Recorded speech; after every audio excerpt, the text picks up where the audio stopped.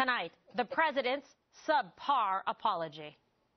We put in a clause in the law that said if you had one of those plans, even if it was subpar when the law was passed, you could keep it. I am sorry that they are finding themselves in this situation based on assurances they got from me. Hello, everyone. I'm Kimberly Guilfoyle, along with Julie Roginski, Eric Bolling, Dana Perino, and Greg Gutfeld. It's 5 o'clock in New York City, and this is The Five.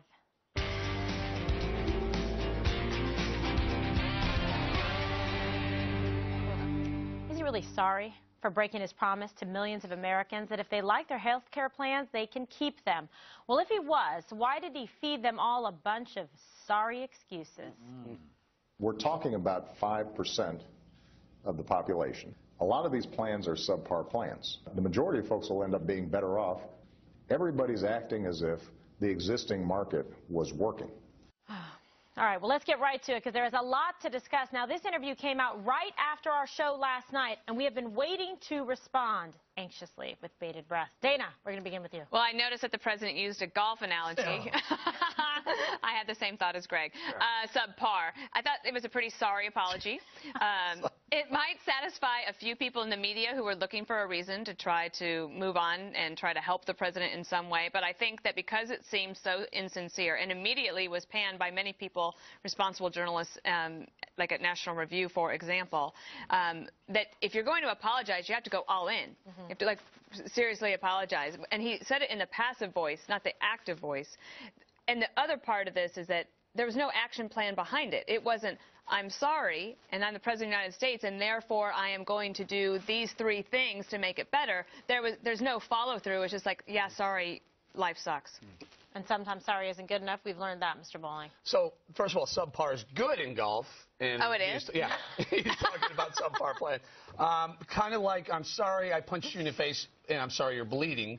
However, I'm not going to help you. You're bleeding. And you can't keep your health care. He can apologize all he wants for the big lie, but it doesn't fix the big lie. The broken promises. You can keep your doc, a lie. You can keep your plan, a lie. You can, it'll bend the, remember this one? It's going to bend the cost curve down. Remember that one? Yeah. Another lie. He promised $2,500 lower in family health insurance premiums 3 years or 3.5 years into this being a law. It's literally the exact opposite. $2,581 higher since we signed it into law. So checks in the mail, and the other one I can't remember right now. He can apologize all he wants, but doesn't fix those problems. Well, this isn't looking too good for El Presidente right now, 2 minutes into the show. Greg.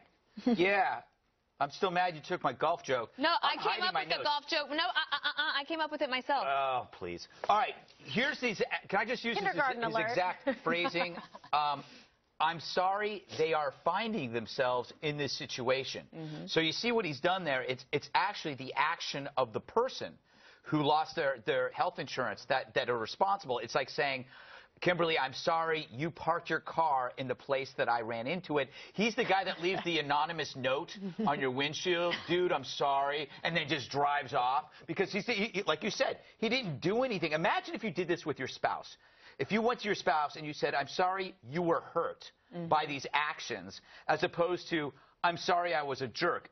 If you pulled any of this crap with a good woman, you'd be out on your ass faster than you could say Bill Clinton. I'm sorry you took it the wrong way. Yeah, exactly. It's on you. You've heard that. All right, yes, let's welcome Julie to the program. Thank you. Thanks for having me. Yes. So, I wish I could disagree with you guys, but I'm kind of ticked because I've been going out shilling for this thing for, what, 3 years now? So what can you do? Give us your best material. I'm thinking, I'm digging deep, but look, I'm pretty ticked off because here I am and a whole bunch of Democrats have been saying this is a good program. I think it still is, but the execution has been so horrific that it's making it harder and harder for people to buy into it. And literally buy into it, it's impossible because you can't go on the website, but really making it even harder for people to sort of support it, and you see the president's numbers going down. So if this was the president's #1 priority, how they managed to bungle it this way?